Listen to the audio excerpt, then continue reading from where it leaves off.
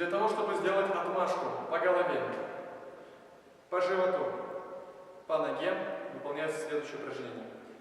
Берем в итальянскую позицию руку, третьей защиты, делаем замах. Замах. Гаечка смотрит вперед. Оружие параллельно полу.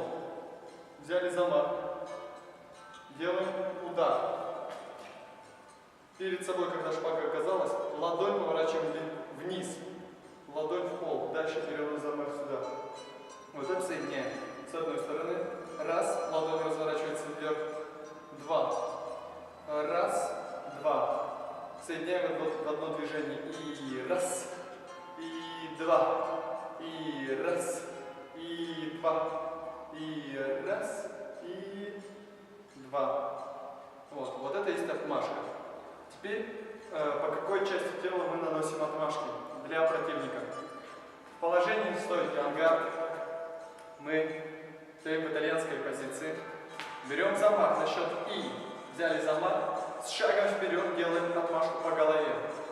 Раз. И два. Это у нас по голове отмашки. И раз. И два. И раз.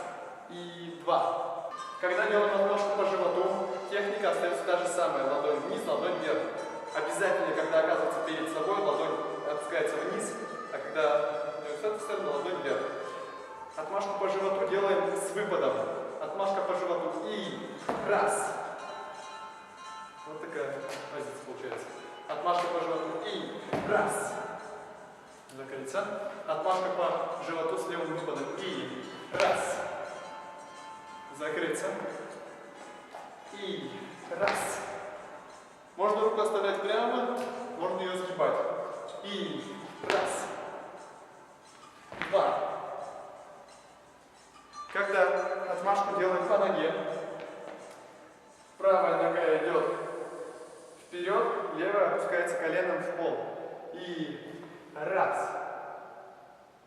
То есть уровень опускается вниз. Отмашка по ноге. И раз. Также. И раз.